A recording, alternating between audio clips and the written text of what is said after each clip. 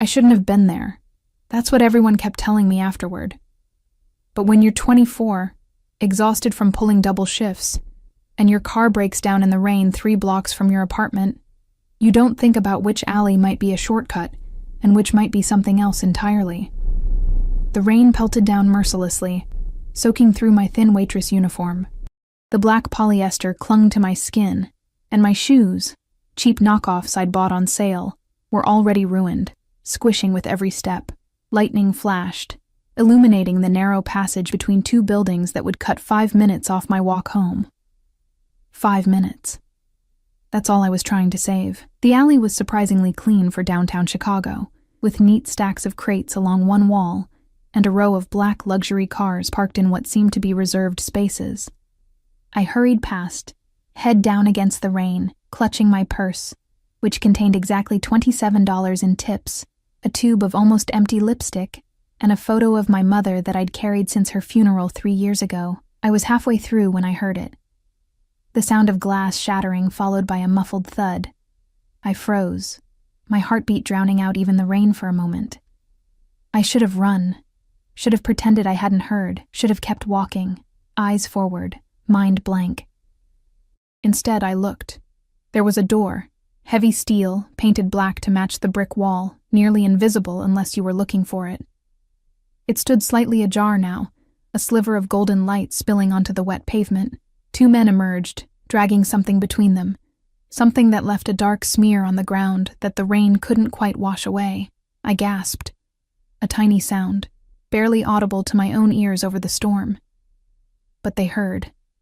The taller one turned, his face shadowed beneath the brim of an expensive hat. "Boss?" he said, just that one word, his voice deep and calm as if he'd merely commented on the weather. And then I saw him. He appeared in the doorway like a specter materializing from the shadows.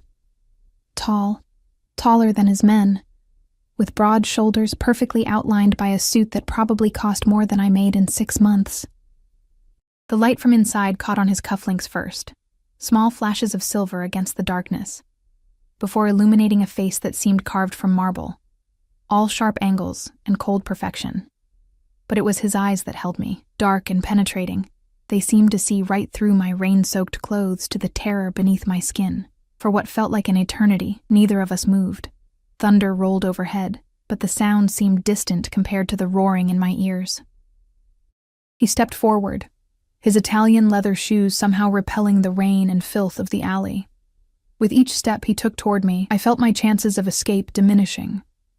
His security detail, because that's what they were, I realized now, fanned out slightly, cutting off any hope of running. "You should have never walked in here," he said, his voice surprisingly soft, with an accent I couldn't quite place. There was something almost musical about it, the way the words flowed like dark honey. My heart hammered against my ribs like a trapped bird. I took a step backward, my ruined shoe slipping on the wet pavement. I would have fallen if one of his men hadn't suddenly appeared behind me, his hand steady against my back, not pushing, not grabbing, just there, ensuring I stayed exactly where I was. And then the man, the boss, smiled. It transformed his face in a way that was both beautiful and terrifying, like watching a predator bare its teeth right before the kill. "But I'm glad." Those 3 words sent ice through my veins despite the strange warmth in his voice. I clutched my purse tighter, as if that pathetic bag could shield me from whatever was coming. "I'm sorry," I managed to whisper, my voice cracking. "I didn't see anything. I was just taking a shortcut home. My car broke down and..." He raised a hand, and I fell silent instantly. That simple gesture carried more authority than a shout. "What's your name?" he asked. I hesitated, wondering if giving a false name might save me. But something in those dark eyes told me he would know if I lied. "Eleanor," I said. "Eleanor Wright." "Eleanor," he repeated, as if testing how my name felt on his tongue. "You're soaked." It wasn't a question, but I nodded anyway, droplets of water cascading from my hair with the movement. He turned to the man closest to him, shorter, stockier, with a scar that ran from his eyebrow to his jaw. "Bring the car around, Marco." Then to me, "I insist on driving you home." The way he said insist made it clear this wasn't an offer I could decline. "That's really not necessary," I said. my voice sounding thin and unconvincing even to my own ears. "I only live a few blocks from here." "All the more reason." He stepped closer, and I caught his scent. Expensive cologne with notes of cedar and something darker underneath. "It would be unconscionable to let you walk home in this weather." A black Bentley glided into the alley, moving silently despite its size. The driver, Marco, stepped out and opened the rear door. The boss gestured toward it with one elegant hand. "After you, Eleanor." I looked at the open car door, then back down the alley toward the safety of the main street. The man behind me shifted slightly, a reminder of his presence. I had no choice, and we all knew it. I climbed into the Bentley, the leather seat cool and dry against my wet skin. He slid in beside me, leaving enough space that we weren't touching, yet somehow filling the entire car with his presence. The door closed with a soft thud that sounded to me like a prison cell locking. "Where do you live?" he asked as Marco returned to the driver's seat. I gave my address in a whisper, and the car moved forward, the wipers clearing sheets of rain from the windshield. Inside, it was warm and eerily quiet, the expensive engineering muffling the storm to a distant murmur. "You haven't asked who I am," he said after a moment, his gaze fixed on my face. "I don't need to know," I said quickly. Too quickly. That smile again, the one that didn't reach his eyes, but I think you do. "My name is Alessio Russo." The name meant nothing to me then. I didn't move in circles where names like his carried weight and inspired fear.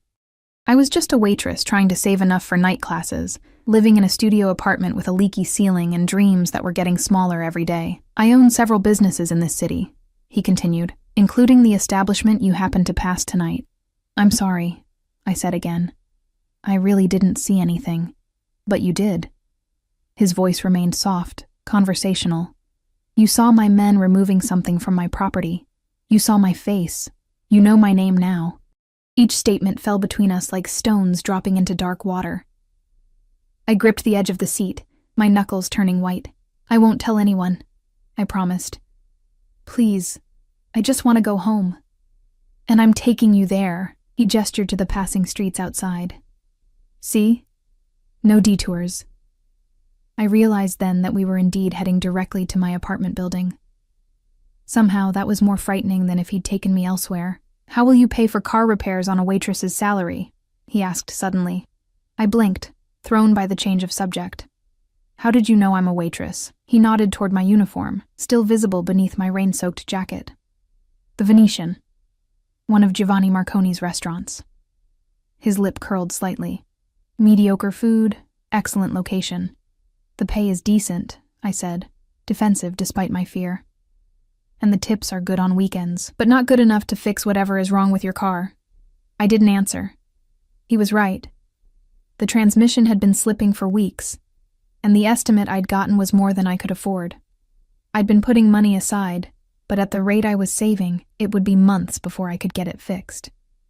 "I have a proposition for you, Eleanor Wright." He turned in his seat to face me fully, and I pressed myself against the door, as if those extra inches could somehow protect me. "I find myself in need of someone with your particular qualities." "What qualities?" I asked, my mouth dry. "You're observant, quick thinking.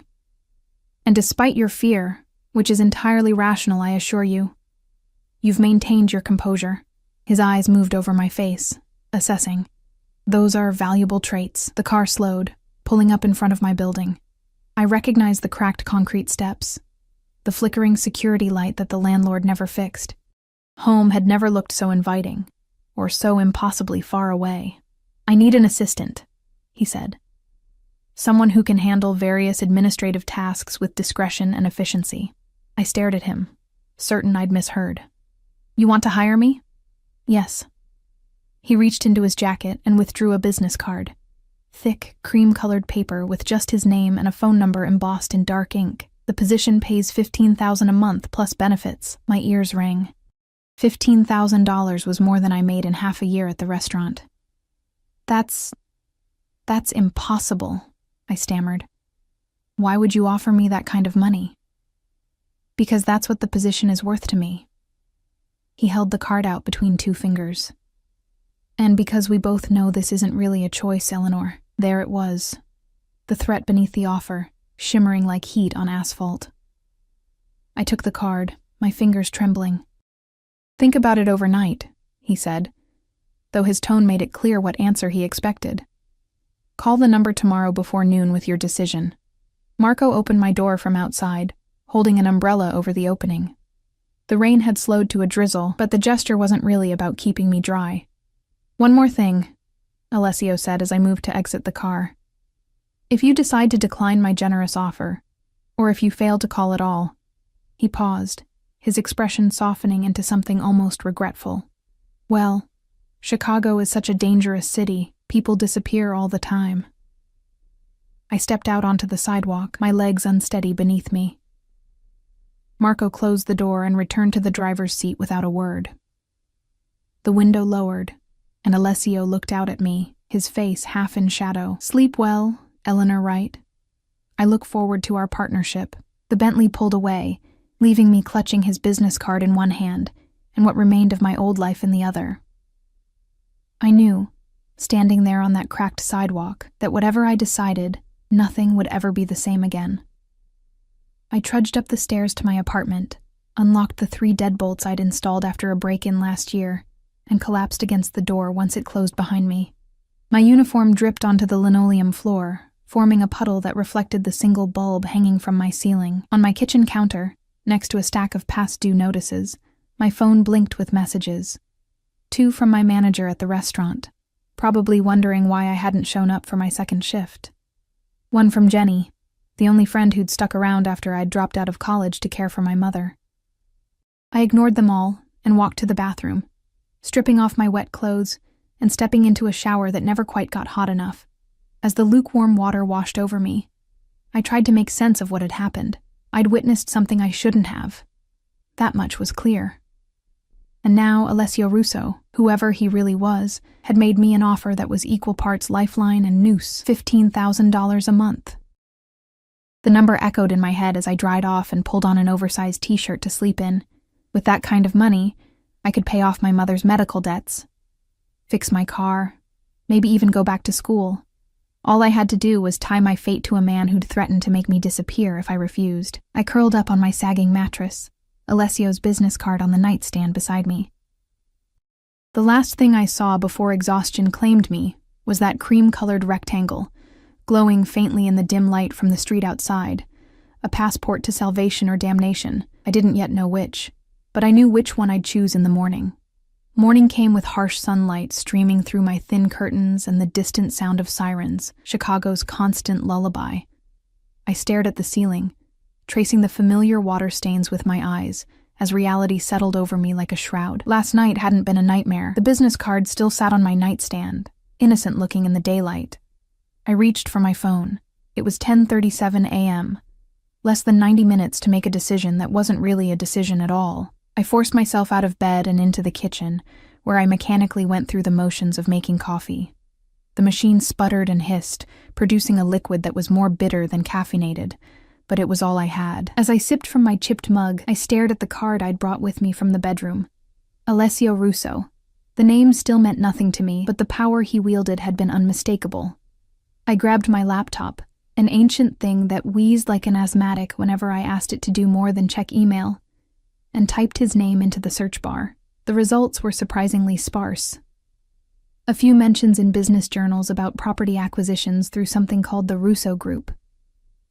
A photo from a charity gala 3 years ago, where he stood in the background, partially obscured but unmistakable.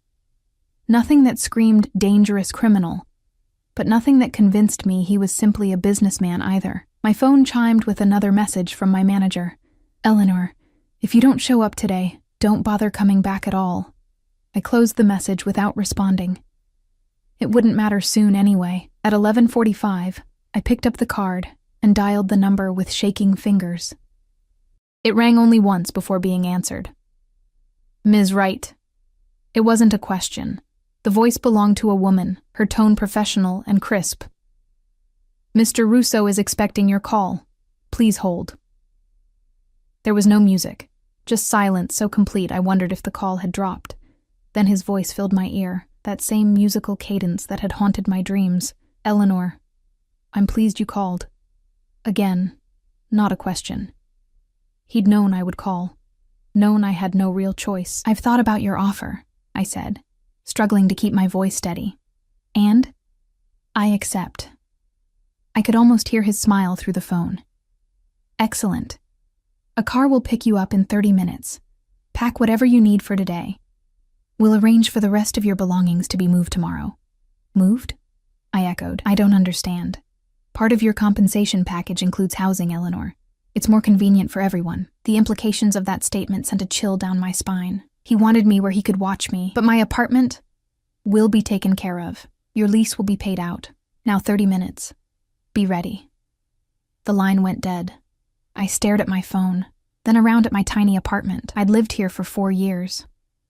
It wasn't much, but it was mine. The idea of leaving it, of having no space that wasn't somehow controlled by Alessio Russo, made me feel like I was being slowly buried alive. Still, I moved on autopilot, pulling clothes from my closet and tucking them into a worn duffel bag. What did one wear to work for a man like him? I settled on the most professional outfit I owned: black slacks that were slightly too big, a white blouse with only one small coffee stain on the sleeve, and a navy blazer I'd bought secondhand for job interviews. At precisely 12:15, my phone buzzed with a text message. Downstairs. I took one last look around my apartment, grabbed my bag, and locked the door behind me. The same black Bentley from last night was parked at the curb, Marco standing beside it with his expressionless face. He opened the rear door without a word. I'd half expected Alessio to be inside, but the car was empty. Marco closed the door after me, then slid into the driver's seat. "Where are we going?" I asked as we pulled away from the curb. "The tower," he replied, offering nothing more. We drove in silence through the city, eventually pulling up to one of Chicago's sleeker skyscrapers, all glass and steel, reflecting the midday sun like a massive mirror. Marco led me through a private entrance, past security guards who nodded to him with deference, and into an elevator that required a keycard to operate. He pressed the button for the 50th floor, the top of the building. The elevator rose smoothly, my stomach dropping slightly with the rapid ascent. When the doors opened, I stepped into what could only be described as a fortress disguised as a luxury office. The reception area was all understated elegance: cream marble floors, tasteful artwork on the walls, and a massive desk where a woman who looked like she moonlighted as a runway model sat typing on a sleek computer. She looked up as we approached, her expression professionally blank. "Ms. Wright," she said, rising to her feet. She was tall, willowy, dressed impeccably in a charcoal suit that probably cost more than my entire wardrobe. "I'm Sophia, Mr. Russo's executive assistant. Welcome to the Russo Group." I clutched my bag tighter. "Thank you." "Marco, you can go," she said, dismissing him with a slight nod. He disappeared back into the elevator without a word. Sophia turned her attention back to me. "Mr. Russo is in a meeting, but he asked me to get you settled. I'll show you to your office. My office." The words sounded foreign, like they belonged to someone else's life. I followed her down a hallway lined with glass-walled conference rooms and private offices. Men and women in expensive suits moved with purpose, barely glancing our way. It looked like any high-end corporate office. Nothing to suggest that its owner had men who dragged things that left bloodstains through back alleys. Sophia stopped at a door near the end of the hall, opening it to reveal a space that made me catch my breath. Floor-to-ceiling windows offered a panoramic view of the city, Lake Michigan, a brilliant blue in the distance. The furniture was minimal but clearly expensive. A glass desk, an ergonomic chair that probably cost as much as my car, and a small seating area with a leather sofa and 2 chairs. "This is yours," Sophia said, watching my reaction with what might have been amusement. "Your computer has been set up with the accounts you'll need access to. Your key card is in the top drawer. It will get you into the building, this floor, and your apartment." "My apartment?" She nodded toward the windows. "The residential section of the tower is on floors 40 through 49. You're on 45. I'll take you there after you meet with Mr. Russo." I set my bag down beside the desk, feeling increasingly like I'd stepped through the looking glass. "What exactly will I be doing? Mr. Russo will explain your duties himself. For now, familiarize yourself with the computer system. I'll come get you when he's ready." She turned to leave, then paused. "One piece of advice, Eleanor?" The use of my first name surprised me. Yes? Whatever you saw in that alley, forget it. And whatever you think you know about Mr. Russo, forget that too. It's easier that way." With that enigmatic statement, she left, closing the door quietly behind her. I sank into the chair, which adjusted to my body like a gentle embrace. The computer on the desk came to life as I touched the mouse, asking for a password I didn't have. I opened the top drawer and found a key card with my name on it, along with a folded piece of paper. Inside was written a single word: Eleanor, followed by what I assumed was my temporary password. I logged in, finding a sleek, minimalist desktop with only a few icons. Email, calendar, a folder labeled Projects, and another simply called RG. I clicked on the email, finding an inbox that was empty except for a welcome message from IT with instructions for changing my password. Curious, I tried the folder labeled RG. A password prompt appeared, and when I tried Eleanor1 again, an error message flashed. Access denied. Unauthorized attempt logged. My pulse quickened. I quickly closed the window, suddenly certain I was being watched. I glanced around, spotting the small camera in the corner of the ceiling. Of course there would be surveillance. I was in the lion's den now. I spent the next hour exploring what I could access, which wasn't much. My calendar showed nothing but orientation for the rest of the day. The projects folder contained templates for various documents, contracts, proposals, non-disclosure agreements, but no actual files. A knock at the door made me jump. Sophia stood in the doorway, somehow looking even more polished than she had an hour ago. "Mr. Russo will see you now." I smoothed my blazer and followed her down the hall to a set of double doors at the end. She knocked once, then opened them without waiting for a response.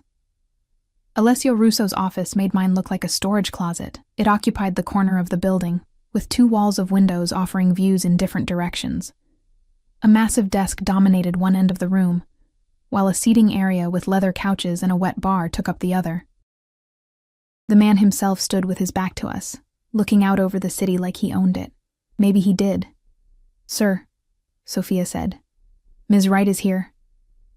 He turned, and I was struck again by how his presence seemed to fill the room. In daylight, his features were even more striking. Sharp cheekbones, a strong jaw shadowed by carefully maintained stubble, and those eyes, dark and penetrating. He'd changed from last night's suit to another that looked nearly identical to my untrained eye, though I was certain it cost more than a year's rent on my apartment. "Thank you, Sophia," he said, never taking his eyes off me. "That will be all for now." She nodded and left, closing the doors behind her. Alessio gestured to one of the chairs in front of his desk. "Please, sit." I perched on the edge of the chair, my back straight, hands folded in my lap to hide their trembling. He sat across from me, studying me with an intensity that made my skin prickle. "Did you sleep well?" he asked finally. The question was so mundane, so normal, that it caught me off guard. "Not really," I admitted. "Honesty," he said, his lips curving into that same smile that didn't reach his eyes. "That's good. I value honesty above most things, Eleanor." "What exactly will I be doing here, Mr. Russo?" I asked, trying to sound more confident than I felt. "Alessio, please." He leaned back in his chair. "And to answer your question, you'll be my personal assistant." I thought Sophia was your assistant. "Sophia handles the business. You'll handle me." There was an undercurrent to his words that made heat rise to my cheeks. He continued before I could respond. "My schedule, my personal correspondence, my private matters, things that require the utmost discretion." "Why me? I'm not qualified for this. Qualifications can be learned. Loyalty and discretion are more innate qualities." He leaned forward slightly. "And you, Eleanor Wright, have something else I find valuable." "What's that?" "You have nothing to lose," he said simply. "No family since your mother passed. Few friends. No romantic entanglements.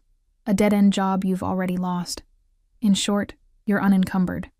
The clinical assessment of my lonely existence stung more than I wanted to admit. "You investigated me. Of course I did." He sounded almost amused at the suggestion that he wouldn't have. "Just as you tried to investigate me this morning." I stiffened. "How did you—" "Your laptop is quite outdated. You should use the one we've provided." He stood, moving to the bar cart in the corner, Drink? No, thank you, I said, watching as he poured amber liquid into a crystal glass for himself. He returned to his desk, taking a small sip before setting the glass down. Let me be direct, Eleanor. What you witnessed last night was unfortunate, but it presents an opportunity for both of us. An opportunity, I repeated flatly. Yes, you need financial stability. I need someone I can trust. His eyes never left mine, and trust in my world is often born from mutual vulnerability. I'm not sure how I'm making you vulnerable. His smile widened a fraction. You're not. Yet. But you will be. He opened a drawer and withdrew a leather portfolio, sliding it across the desk toward me. Your contract. The terms are quite generous, as I mentioned. In addition to your salary, you'll have the apartment, health insurance, and a car at your disposal. I hesitated before taking the portfolio. Inside was a document printed on thick paper, at least 20 pages long. I skimmed the first page, noting the salary, $15,000 a month, just as he'd promised, and a list of benefits that made my head spin. Turn to page 12, he instructed. I did, finding a section titled Confidentiality and Loyalty. The legal language was dense, but the message was clear. Everything I would see or hear while working for Alessio Russo was to remain absolutely confidential, under penalty of legal action and additional remedies as deemed necessary. Additional remedies, I said, looking up. You mean making me disappear? He didn't deny it.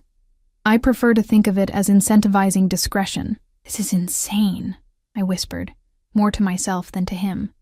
No, Eleanor. This is business. He reached for his glass again. My business happens to involve activities that sometimes require extreme privacy. Illegal activities, I clarified. In some cases, yes. His candor was jarring, but the Russo group itself is legitimate. Real estate, import, export, hospitality, all perfectly legal enterprises that generate substantial revenue and launder money from the illegal ones, I said before I could stop myself. Instead of anger, his expression showed something like approval. You're quick. That will serve you well. He tapped the contract. You'll find a pen in the portfolio. I stared at the document, reality crashing down on me again. What if I say no? We both know you won't. His voice remained gentle, almost kind, which somehow made it worse. But if you're asking what would happen in that hypothetical scenario, let's just say you've already seen too much. And now you know even more. The threat hung in the air between us, all the more effective for its softness. I took the pen from the portfolio. Where do I sign? He flipped to the last page, pointing to a line at the bottom. I signed my name, the ink flowing smoothly from the expensive pen. It felt like signing away more than my employment. It felt like signing away my freedom. Alessio took the contract, signed his own name with a flourish, and pressed a button on his desk. Sophia appeared within seconds, as if she'd been waiting just outside. File this, please, he said, handing her the contract. And show Eleanor to her apartment after lunch. She'll start officially tomorrow. Yes, sir. Sophia took the portfolio and disappeared again. Now, Alessio said, standing. Let's eat. You must be hungry. As if on cue, my stomach growled. I hadn't eaten since yesterday's lunch shift at the restaurant, too anxious to think about food until he mentioned it. He led me through a door I hadn't noticed, hidden in the wood paneling of his office. It opened onto a private dining room with another stunning view of the city. A table was already set for two, silver domes covering what I assumed were our plates. I took the liberty of ordering, he said, pulling out a chair for me. I hope you don't mind. I sat, feeling increasingly like a character in someone else's story. He took the seat across from me and lifted the domes, revealing perfectly arranged plates of pasta with seafood. Linguine alle vongole, he said, an old family recipe. The food smelled divine, but I hesitated, an irrational fear flashing through my mind. What if it was drugged? What if this was all some elaborate setup? Alessio watched me, then smiled. A real one this time, with a hint of amusement that actually reached his eyes. It's not poisoned, Eleanor. If I wanted to harm you, there are far more efficient ways. He twirled pasta around his fork and took a bite, maintaining eye contact. See? Perfectly safe. I felt foolish, but took a small bite anyway. The flavors exploded on my tongue. Garlic, white wine, the brine of the clams, all perfectly balanced. It's delicious, I admitted. My mother taught me to cook when I was a boy, he said, his accent becoming more pronounced as he spoke of family. She believed that no matter what business a man was in, he should know how to feed himself properly. The mention of his mother humanized him in a way that made me uncomfortable. It was easier to think of him as a monster than as someone with a history, a family, a mother who taught him to cook. Where is she now? I asked, taking another bite. She died when I was 16. A shadow crossed his face. Cancer. Much like your mother, I believe. The pasta turned to ash in my mouth. How do you know that? As I said, I had you investigated. He refilled my water glass from a crystal pitcher. We have that in common. Losing our mothers too young, it shapes a person. I didn't want to have anything in common with him. I didn't want this strange, forced intimacy. Is that why you chose me? I asked. Because of my mother? No. He set down his fork. I chose you because you saw something you shouldn't have, and because you handled it with remarkable composure. The similarities in our backgrounds are merely interesting. We ate in silence for a few moments, the only sounds the delicate clink of silverware against fine china and the distant hum of the city below. What did I see? I finally asked. In the alley. His expression closed off immediately. Nothing that concerns you. If I'm going to be your personal assistant, handling your private matters, shouldn't I know what I'm getting into? You'll know what you need to know when you need to know it. His tone made it clear the subject was closed. For now, focus on learning your duties. Sophia will brief you on the basics this afternoon. The rest of lunch passed in uncomfortable silence.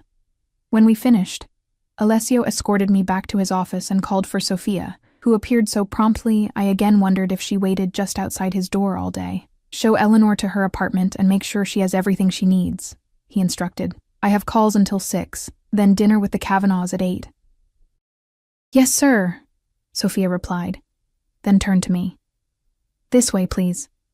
I followed her back to the elevator, where she used her keycard to access the residential floors. We descended to the 45th floor in silence. Mr. Russo doesn't usually take such a personal interest in new employees, she said as the doors opened. Especially not assistants. The hallway was plushly carpeted, with only 4 doors visible. Clearly these were large apartments. She led me to the one marked 4502 and swiped her own card before handing me mine. You'll need to set up your fingerprint for access, she explained. More secure than just the card. The apartment that awaited me beyond the door made my knees weak. Sunlight streamed through floor-to-ceiling windows similar to those in the office, illuminating a space that was easily 4 times the size of my old apartment. Modern furniture in neutral tones, hardwood floors with plush area rugs, a kitchen with marble countertops and appliances that looked like they belonged in a magazine. This is... I trailed off, unable to find words. Standard executive housing, Sophia supplied, watching me with that same hint of amusement from earlier. The bedroom and bathroom are through there.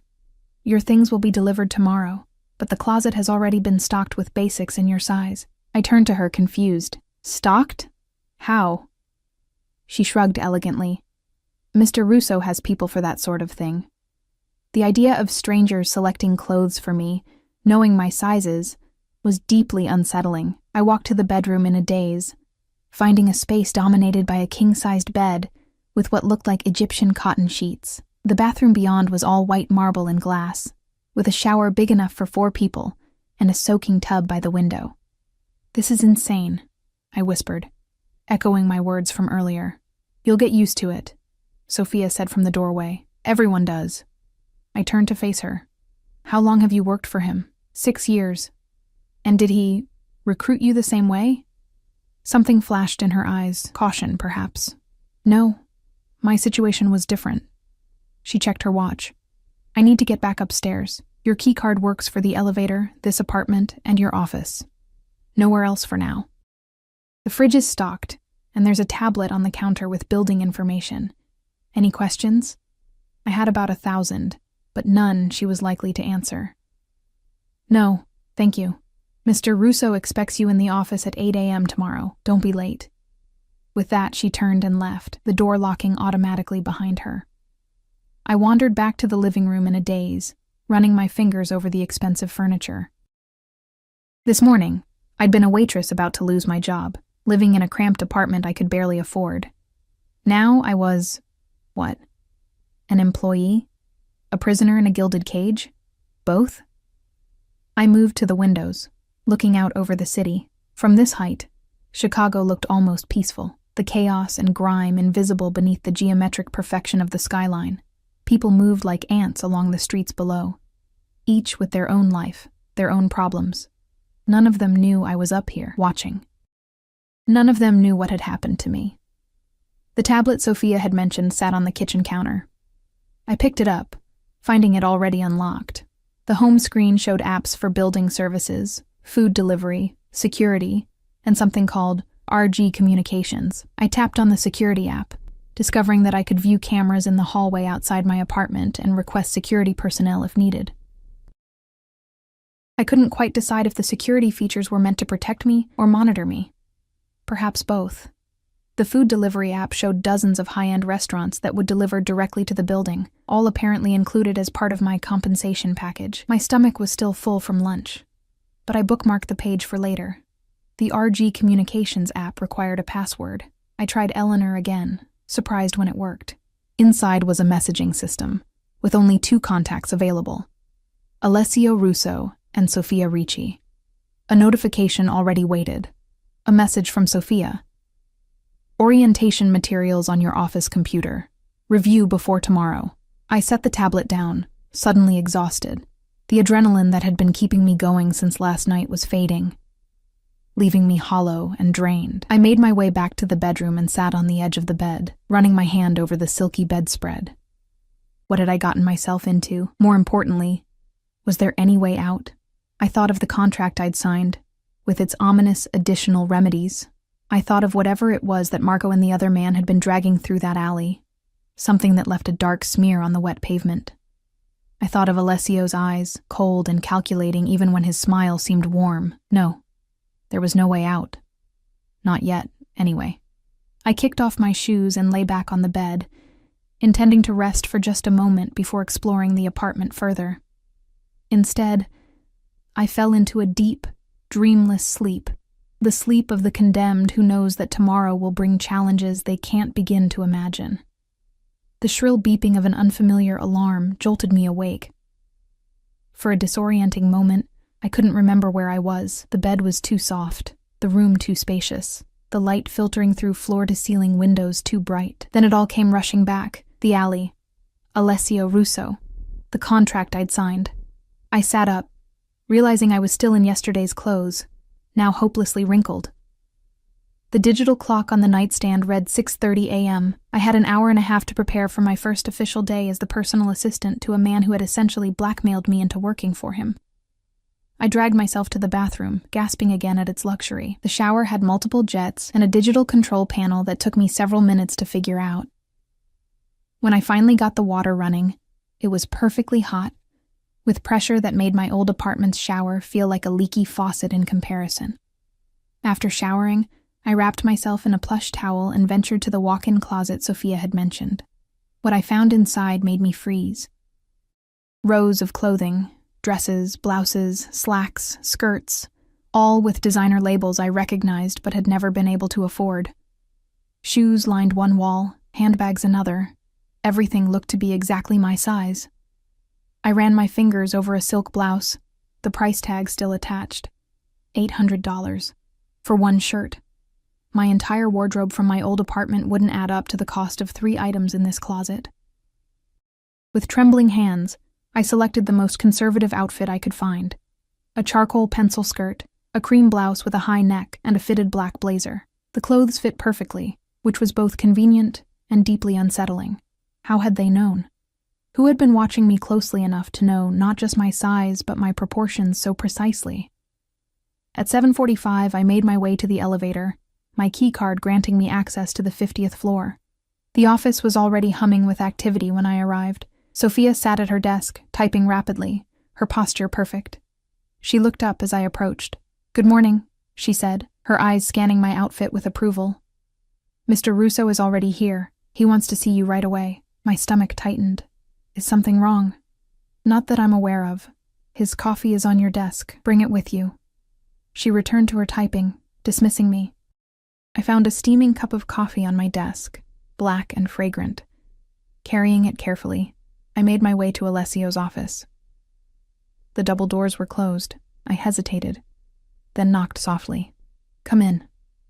His voice called from within. He was standing at the window again, his back to the door, phone pressed to his ear. He wore another impeccable suit, this one a deep navy that made his shoulders look even broader. He held up one finger without turning, signaling me to wait. I don't care what it costs, he was saying, his voice cool, but with an undercurrent of steel. Take care of it. Now. He ended the call and turned to face me. Eleanor, good morning. Good morning, Mr. Russo, I said, extending the coffee cup. Sophia said you wanted to see me. He took the cup, his fingers brushing against mine. The brief contact sent an unwelcome spark up my arm. Thank you. And please, I told you yesterday, call me Alessio. I nodded, not trusting myself to speak. Up close, he was even more intimidating, his presence filling the room. He smelled expensive, like sandalwood and something darker underneath. You look nice, he said, gesturing to my outfit. Everything fit properly? Yes, thank you, I replied stiffly, though it was unnecessary to provide so much. It was completely necessary. He moved to his desk, motioning for me to sit in the chair across from him. Your appearance reflects on me now. And in my world, appearances matter greatly. I sat, folding my hands in my lap to keep them from fidgeting. I reviewed the orientation materials Sophia sent. Good. He took a sip of coffee. Then you understand the basics of what we do here, or at least, what the legitimate side of the business does. Real estate, hospitality, import-export, I recited. Precisely. Today, I'd like you to shadow me, see how I work, who I interact with, what I expect. He leaned forward slightly. Think of it as immersion learning. I understand. Do you? His eyes locked with mine. This isn't just a job, Eleanor. From the moment you signed that contract, you became part of my inner circle. That comes with privileges and protections, but also with risks and expectations. Do you truly understand what that means? I understand that I don't have a choice, I said, surprising myself with my directness. He sat back, a hint of a smile playing at his lips. There's always a choice. You made yours in that alley when you looked instead of walking away. You made it again when you got into my car. And you made it a third time when you signed the contract. He paused. But you're right. The choices now are more constrained. Stay loyal to me, and you'll want for nothing. Betray me. He didn't need to finish the sentence. I won't betray you, I said quietly. No, he agreed, you won't. The certainty in his voice sent a chill down my spine. Before I could respond, his phone buzzed. He glanced at it, then stood. Our first meeting is in 5 minutes. Conference room B. You'll take notes. He moved around the desk, stopping beside me. One more thing. You'll notice that people treat me with deference. They won't meet my eyes unless I initiate it. They won't speak unless spoken to. You don't need to adopt those habits when we're alone. But in public, I expect the same respect. Understood? I nodded, rising to my feet. Yes, Alessio.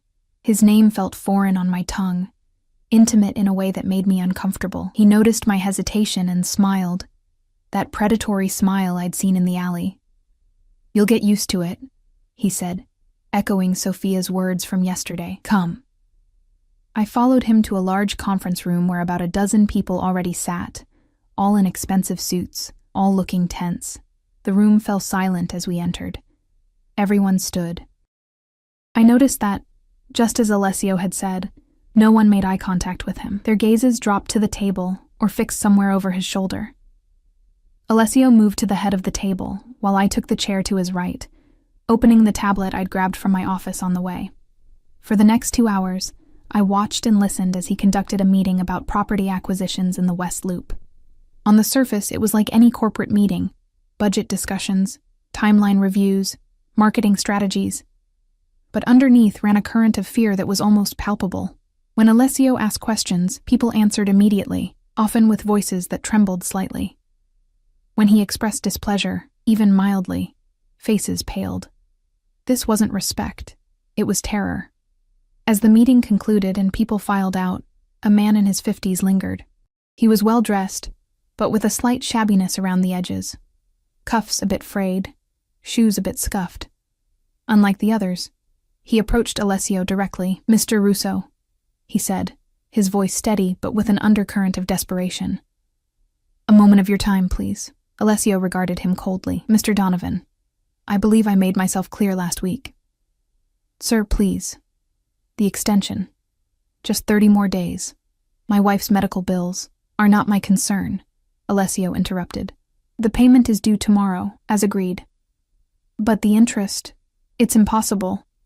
Alessio's expression didn't change, but something in the air did. A sudden drop in temperature that had nothing to do with the climate control. "You borrowed money from me, Mr. Donovan. You agreed to my terms. Your personal circumstances are irrelevant." The man's face crumpled. "Sir, please." Alessio turned to me, dismissing the man entirely. "Eleanor, note that Mr. Donovan's property on Dearborn is to be seized tomorrow if payment is not received in full by noon." I nodded, typing the note while avoiding the desperate man's eyes. "That will be all, Mr. Donovan," Alessio said without looking at him again. The man stood there for a moment longer, defeated, then turned and left without another word. Once he was gone, I looked up from my tablet. "His wife is sick?" "Cancer," Alessio said, gathering his papers. "Terminal, I believe. And you're going to take his property anyway?" He looked at me with mild surprise. "Business is business, Eleanor. He knew the terms when he borrowed the money. But if his wife is dying, then he should be with her instead of wasting time begging for extensions he won't receive." Alessio's tone was final. "The world runs on rules and consequences. Mercy is a luxury for those who can afford it." "And you can't afford it?" I asked before I could stop myself. Instead of anger, his expression showed something like curiosity. "Interesting. Most people wouldn't dare question me, especially not on their second day." He studied me for a moment. "To answer your question, mercy has its place, but not in business. Show weakness once, and everyone expects it. The empire I've built requires consistency and firmness." "Cruelty, you mean," I said softly. His eyes hardened. "Be careful, Eleanor. Your position gives you certain liberties in private, but they are not unlimited." He checked his watch. "We have a lunch meeting in 30 minutes. With the Kavanaughs." The abrupt change of subject was clearly intended to end the discussion.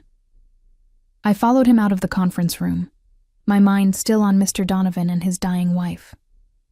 What kind of man could remain unmoved by such a plea? The same kind who had men dragging bloody bundles through alleys at night, I supposed.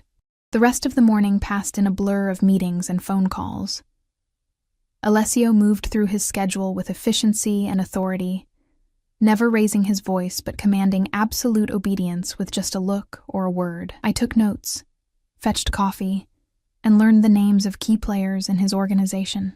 By noon, my head was swimming with information, and I was beginning to understand the scope of the Russo Group's operations, at least the legal ones. Lunch was at an exclusive restaurant on the riverfront, where we were immediately shown to a private room. A middle-aged couple waited for us. The Kavanaughs, I presumed.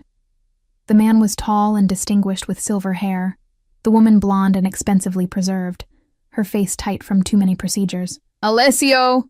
the man boomed, rising to greet us. Unlike Alessio's other associates, he appeared genuinely pleased to see him, clasping his hand warmly. "And who is this lovely creature?" "Eleanor Wright, my new personal assistant," Alessio introduced me. "Eleanor, this is Judge William Kavanaugh and his wife Margaret." A judge. I tried to keep my expression neutral as I shook their hands, so Alessio had connections in the judicial system.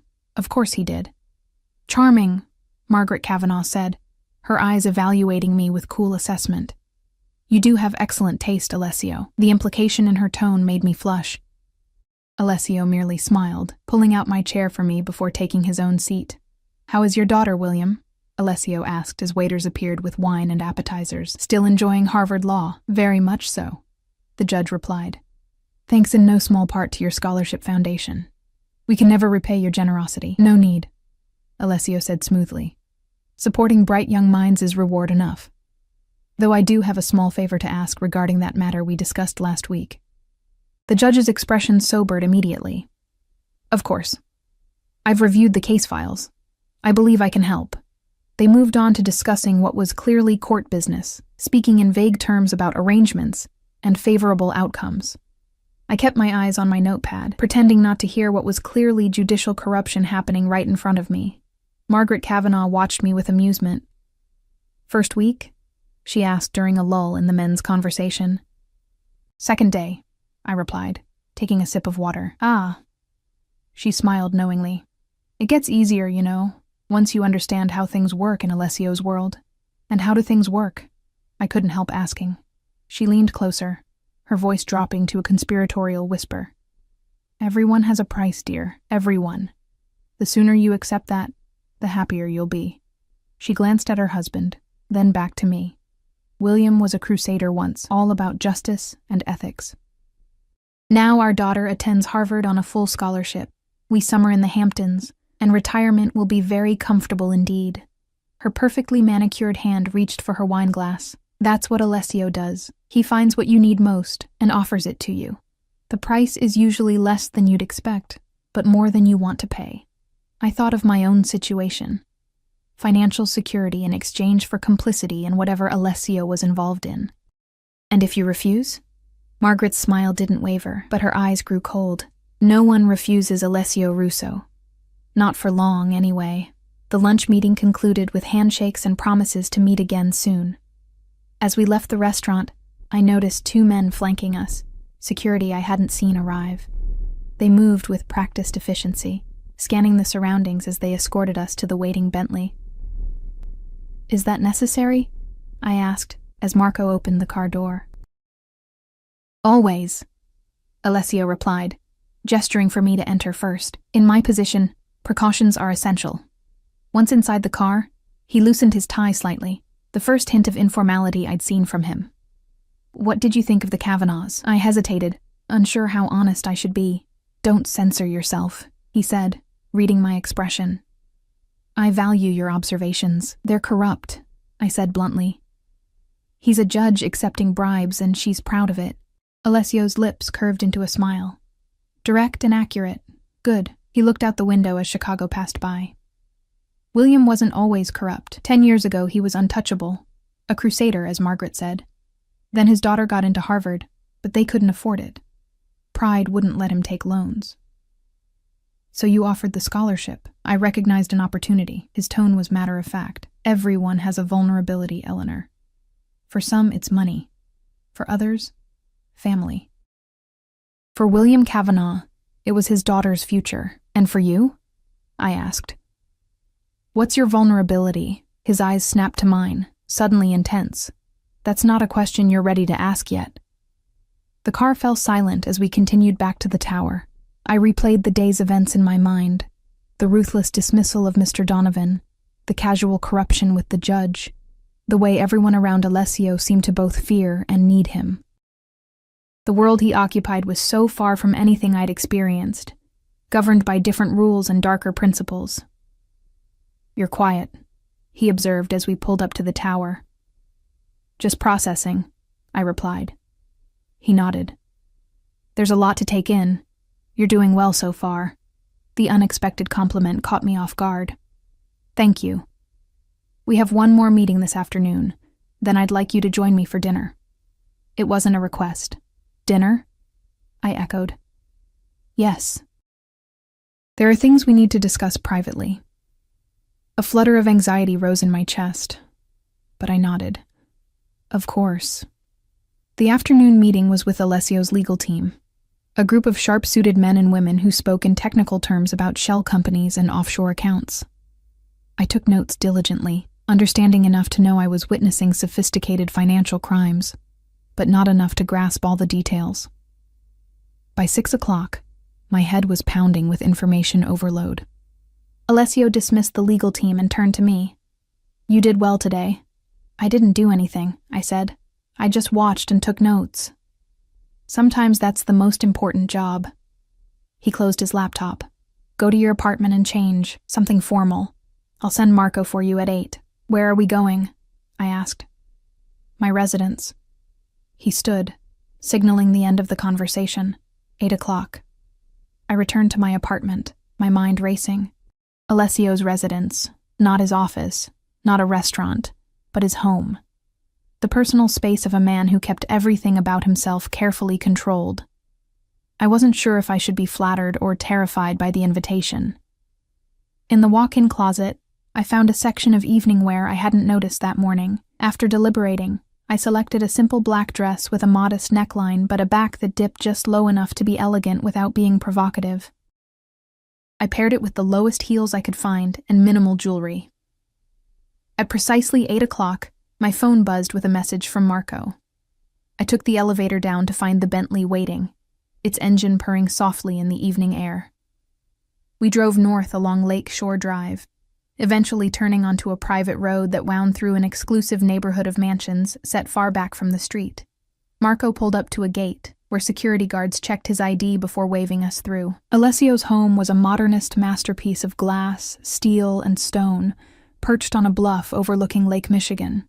Lights illuminated the perfectly landscaped grounds, and water features created a gentle ambient sound as Marco led me to the front door. It opened before we reached it, revealing Alessio himself. He'd changed from his business suit to black trousers and a charcoal cashmere sweater that somehow made him look both more relaxed and more dangerous.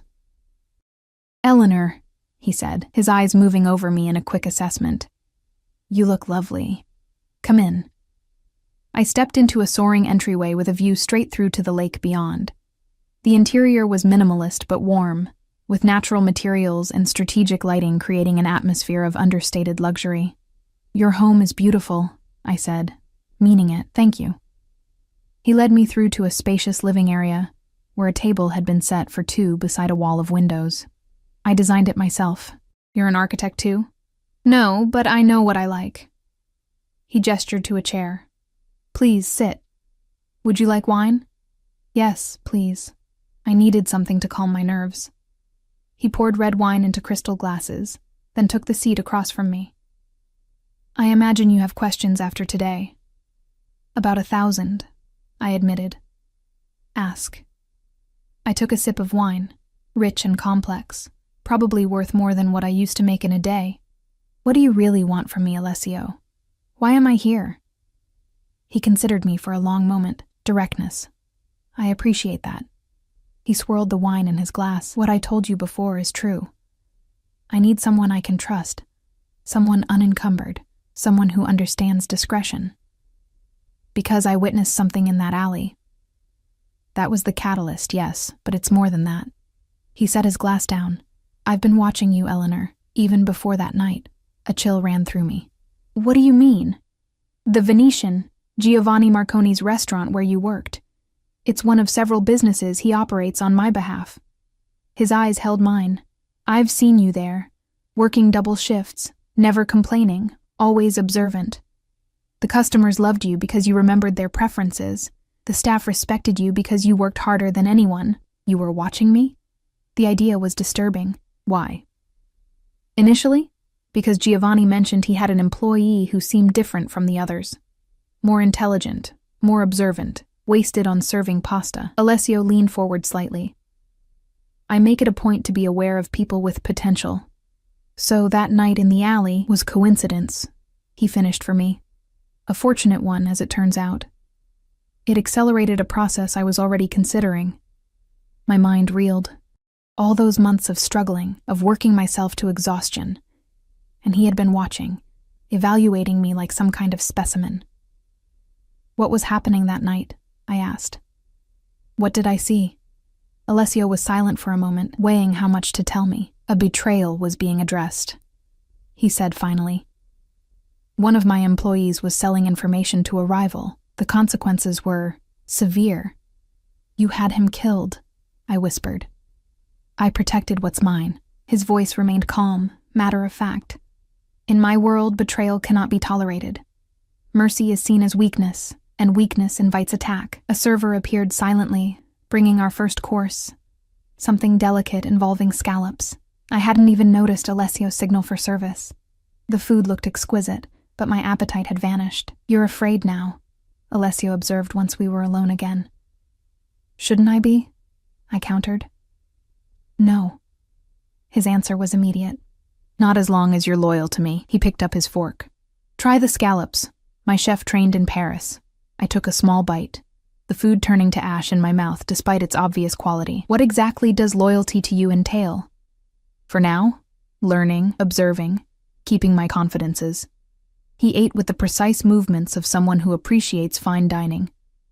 Eventually, I'll trust you with more responsibility, handling sensitive communications, managing certain aspects of my business that require a delicate touch. Illegal aspects, I clarified. Some, yes. He seemed untroubled by my directness. Does that bother you? Shouldn't it? Perhaps. He refilled my wine glass. But I think we both know you're not as innocent as you pretend to be. What does that mean? It means I know everything about you, Eleanor, including the things you try to hide. His eyes bored into mine. I know about the money. My blood turned to ice. What money? The $10,000 you took from your last employer in Phoenix before moving to Chicago. The money that paid for your mother's experimental treatments her insurance wouldn't cover. I set my glass down with a shaking hand. No one knew about that. No one. How did you... As I said, I had you investigated thoroughly. He continued eating, seemingly unconcerned by my distress. Don't worry. Your secret is safe with me. I don't judge you for it. Quite the opposite.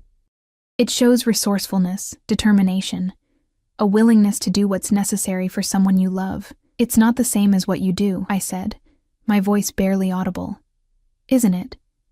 You stole because you needed something more than you feared the consequences. The scale is different, but the principle is the same. He regarded me with something like sympathy. We're not so different, you and I. We are nothing alike, I insisted. But even to my own ears, the protest sounded weak. We both lost our mothers to cancer. We both understand what it means to do whatever is necessary to protect what matters to us. Alessio's voice softened slightly. The difference is that I have built an empire that allows me to act without fear of consequences. You haven't. Yet. The rest of dinner passed in a blur.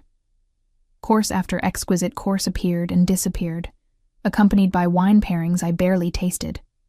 Alessio shifted the conversation to safer topics: art, literature, music.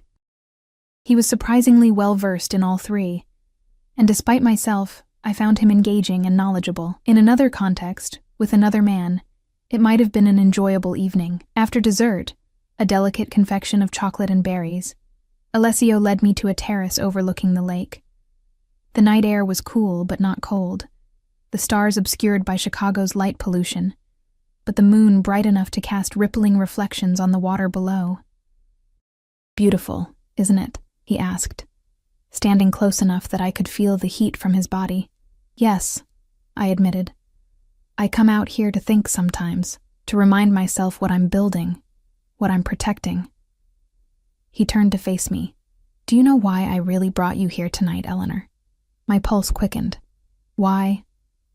Because I wanted you to see that there are benefits to the path you found yourself on. His hand came up to brush a strand of hair from my face, the touch so light it was barely perceptible. The life I can offer you is one most people only dream of: security, luxury, power. At what cost? I whispered. Loyalty, discretion, occasionally moral compromise. His hand lingered near my face, but nothing you haven't already shown yourself capable of. I stepped back, away from his touch. I stole once, out of desperation, to save my mother. It's not the same as... I gestured vaguely at everything around us. All this. No, it's not, he agreed. This is better, because with me, you'll never need to be desperate again. The promise in his words was seductive. Never again to lie awake wondering how to pay rent. Never again to choose between medicine and food. never again to feel the grinding anxiety of poverty. "What if I can't do it?" I asked. "What if I can't be what you want me to be?" "You already are what I want you to be," Alessio said, his voice dropping lower. "You just don't know it yet." He stepped closer again, and this time I didn't back away. His hand came up to cup my cheek, and despite everything I knew about him, the danger, the criminality, the casual cruelty, I found myself leaning into his touch. "I should go," I whispered. "Not yet." His thumb traced my lower lip. "There's something between us, Eleanor. You feel it too." I did. A pull like gravity, drawing me toward him despite every rational thought screaming warnings in my mind. This is a bad idea. Most of the best things in life begin as bad ideas. His smile was different now, warmer, more genuine. "I won't force anything. That's not who I am, but I won't pretend I don't want you. That would be a lie. And I promise to be honest with you. I need time," I said, finding my voice. "All of this. It's too much. Too fast." He nodded, stepping back. "Time you shall have. Marco will take you home whenever you're ready." I exhaled, relieved at the reprieve, but aware it was only temporary. "Thank you for dinner. It was educational." That earned me a genuine laugh. A sound I hadn't heard from him before. Educational. Not the word most women use to describe an evening with me, but I'll take it. Despite everything, I found myself smiling too. "I'm not most women." "No," he agreed, his expression turning serious again. "You're not. That's precisely why you're here." As Marco drove me back to the tower later that night, I watched the city lights blur past the window and considered my situation. In just 2 days, my life had transformed completely. I'd gone from anonymous waitress to the inner circle of one of Chicago's most powerful men, a man who dealt in both luxury and violence, who could offer protection or destruction with equal ease. I thought of what Margaret Kavanaugh had said. Everyone has a price. I'd already proven mine when I stole for my mother. Was this so different? Working for Alessio, accepting his world, perhaps even accepting him? The Bentley pulled up to the tower, and Marco opened my door. "Ms. Wright," he said, the first words he'd spoken to me directly all evening.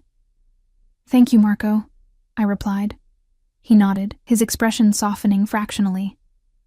"He likes you, you know, more than the others." And before I could ask what he meant, he was back in the driver's seat, the Bentley gliding away into the night. I took the elevator up to my apartment, kicked off my heels, and walked to the window. From this height, Chicago spread out before me like a galaxy of lights, beautiful, distant, full of possibilities. I pressed my palm against the cool glass, watching my breath create a small circle of fog.